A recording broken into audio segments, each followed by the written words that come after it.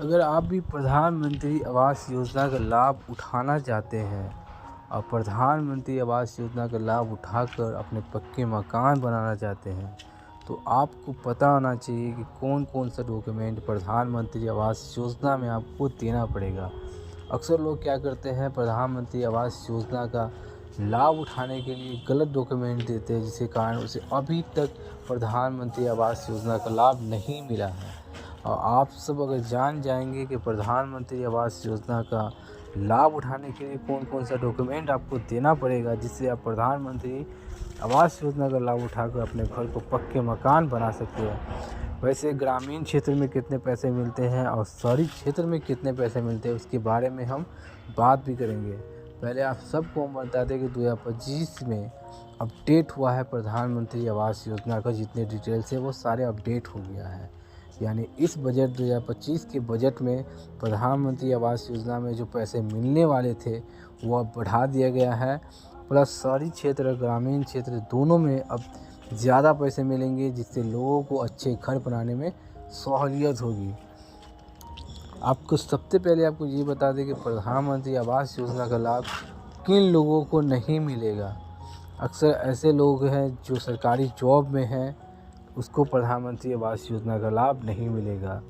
ऐसे लोग जिसका इनकम सालाना इनकम 2,20,000, उसको भी आवास योजना का लाभ नहीं मिलेगा। ये दो बातें आप समझ लें अच्छी तरह से।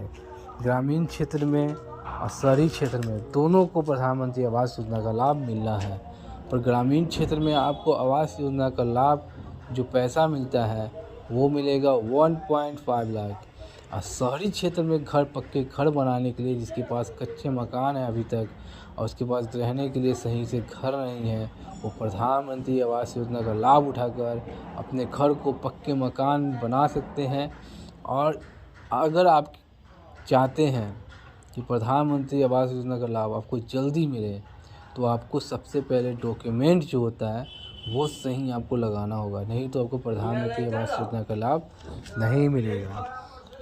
प्रधानमंत्री आवास योजना का लाभ उठाने के लिए आपको डॉक्यूमेंट के बारे में हम बता देते हैं, जिसके बारे में आपको कोई नहीं बताएगा। 2 डॉक्यूमेंट ऐसा है जिसके बारे में आपको कोई नहीं बताएगा, वो है इनकम सर्टिफिकेट और वो है कास्ट सर्टिफिकेट। इनकम सर्टिफिकेट अक्सर लोग गलती कहाँ पर करते हैं कि इनकम सर्टिफिकेट देने से पहले वो अपडेट नहीं कराते हैं। 2019 का, 2021 का, 2022 का इनकम सर्टिफिकेट आपको नहीं चलेगा।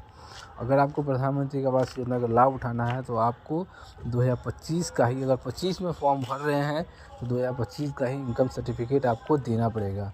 और इनकम सर्टिफिकेट में कितना आपको सालाना आय होना चाहिए ये भी आप सबको हम बता देते हैं। इनकम सर्टिफिकेट में आपको आय होना चाहिए तो वो है 92,000 तक ही होना चाहिए। इससे ज़्यादा होगा तो फिर आपको आवास योजना का लाभ नहीं मिलेगा। और वही कंडीशन आपको कास्ट सर्टिफिकेट यानी जाति प्रमाण पत्र पे भी आता है। अगर आप जाति प्रमाण पत्र दे रहे हैं तो आपको जाति प्रमाण पत्र पे आपका जो जाति है वो 2025 का होना चाहिए, यानी फिर आपको अपडेट कराना होगा। वो आपको 21 का 22 का नहीं चलेगा, फिर अप्रूवल आपको नहीं होगा। आपको 2 डॉक्यूमेंट ये हो गया, कास्ट सर्टिफिकेट और इनकम सर्टिफिकेट। तीसरा डॉक्यूमेंट है आधार कार्ड, वो आप नोट कर सकते हैं किसी कॉपी किताब पे, जिससे आपको सहूलियत हो कि बार बार वीडियो देखना नहीं पड़ेगा। 3 डॉक्यूमेंट हो गया, इनकम सर्टिफिकेट, कास्ट सर्टिफिकेट, फिर हो गया बैंक का पासबुक, फिर हो गया आपको रसीद यानी ज़मीन का जो रसीद है वो भी मस्ट है। अगर ज़मीन का रसीद भी आपको अप्रूवल वाला ही देना पड़ेगा, नहीं तो फिर आपको इनकम सर्टिफिकेट का लाभ नहीं उठा सकते हैं। आपका पास एक राशन कार्ड होना चाहिए। अगर राशन कार्ड में नाम नहीं है तो जल्दी जुड़वा लें, क्योंकि राशन कार्ड में नाम नहीं है तो आपको आवास योजना का लाभ नहीं मिलेगा। फिर आपको मिल जाता है एक शपथ पत्र, यानी जिस व्यक्ति को आपको आवास योजना का लाभ उठाना है, ये भी आप नोट कर ले किसी कॉपी किताब में, आपको आवास योजना का लाभ उठाना है तो आपको एक शपथ पत्र भी देना होगा। एलपीसी या सदस्यता प्रमाण पत्र। एलपीसी क्या है और सदस्यता प्रमाण पत्र क्या है, इसके बारे में हम 2 मिनट आपको लेंगे, आपको डिटेल्स पूरा बता देते हैं।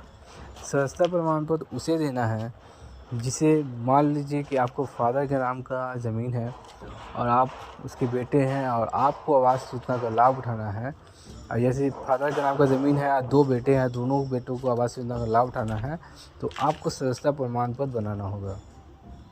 जैसे फादर के नेम हो गया, आपका नाम हो गया, जैसे पिता, बेटा ये है, ये फला, जो भी बेटा का नाम हो, सुशील नाम हो, अनिल नाम हो, उस तरह का।